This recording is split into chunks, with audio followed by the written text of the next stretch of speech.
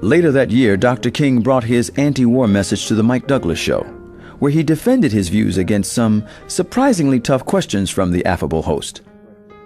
And an equally unlikely adversary, singer Tony Martin. Here is Dr. King in his historic appearance, which seems remarkably relevant after 40 years.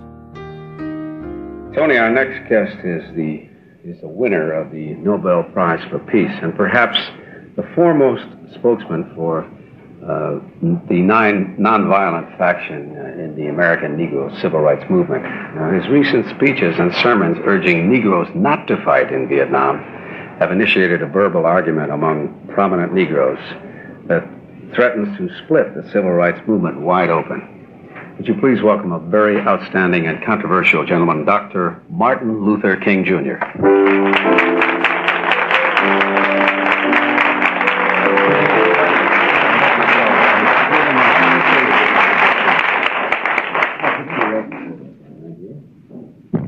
I said to Dr. King, I want to put you right in the middle. I wasn't thinking. You've been put in the middle quite often, right. Haven't you? That's very right. Dr. King, why did you decide to urge Negroes not to fight in Vietnam? Well, I think my view has been a little distorted at that point. I haven't only urged Negroes not to fight. I feel that the war is so unjust, so abominable, so futile and bloody and costly that nobody should be fighting there. I haven't limited my concern to just the American Negro, although I know we are dying in disproportionate numbers there, and we are on the losing end both there and at home, because as long as the war in Vietnam continues, social programs will inevitably suffer here at home. Well, don't you think that your remarks have created doubts about the Negro's loyalty to his country? Well, some people may feel that. I don't think our loyalty to the country should be measured by our ability to kill. I think our loyalty to the country should be measured by our ability to lead the nation to higher heights of democracy and to the great dream of justice and humanity. Do you honestly feel, Dr. King, that the war in Vietnam could be stopped now without harm to this country? Well, there are two ways to deal with it. One is a unilateral withdrawal. I don't oppose that because I feel that this is a possibility. After all, France withdrew unilaterally from Algeria, withdrew without a military victory. Mm-hmm. And this did not lessen France's prestige or influence in the world. If anything, it increased its prestige in the world. France is not the power that this country is. Well, I think that's an even greater reason why we should restrain our power. There's always the danger that any nation will abuse its power. And I think our power must be much more than military power. We don't need to prove to the world or anybody our military power. I think we've got to prove our moral power now. Do you feel that this nation has abused, as you say, their power? Oh, I certainly do in the war in Vietnam. I have no doubt about that. I'm not saying that it was done with evil motives in mind. I think we made a huge miscalculation. And when you make a mistake, you ought to confess it. One of the great things about President Kennedy was that he said to the world, to his closest advisors, that he made a mistake in the Bay of Pigs invasion in Cuba, and he said, I never should have listened to the experts.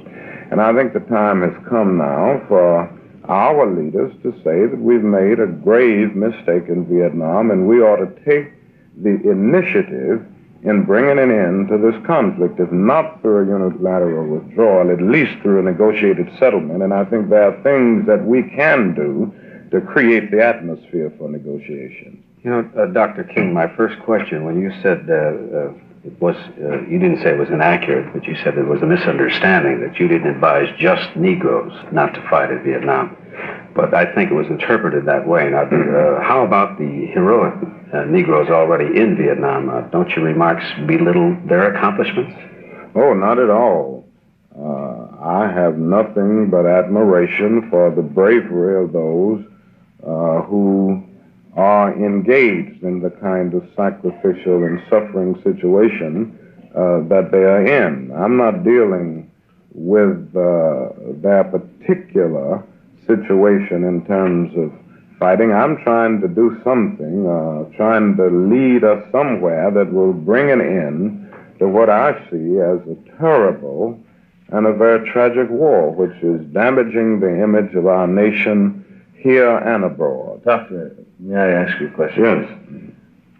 Yes. Don't you feel that perhaps the parents of the boys who are now currently in the operation in Vietnam might not be in amity with your civil rights movement now because of your... I doubt that very seriously. I can't overestimate the amount of discontent in the Negro community over the war in Vietnam. I haven't seen any loss of support in the Negro community. I don't mean just in the Negro community. I mean, there are many of the Caucasians who are with your civil rights movement as well. Mm-hmm. And I'm just wondering if you're not disingratiating yourself, how you feel about those who have their sons in Vietnam now. Well, there again, I think two things are important here. First, I think that the things that I'm saying and the things that I'm trying to do, and all of the people in the peace movement are trying to do, are really geared toward bringing the boys back home. In other words, we are trying to prove to be their best friends by doing something to bring about the climate that will bring an end to this war. Secondly, anyone who is committed to civil rights would not withdraw that commitment as a result of someone in the civil rights movement taking a stand against the war in Vietnam. And if they do, then they were not with it in the beginning. You stand up for what is just because it is just and right. I think it was T.S. Eliot who said, there's no greater heresy than to do the right thing for the wrong reason. That's right. And a lot of people do the right thing for the wrong reason. And I submit that anyone who would stop supporting civil rights because of a stand against the war on the part of some leaders ended up doing the right thing for the wrong reason. They were never truly committed to civil rights in the beginning. Doctor.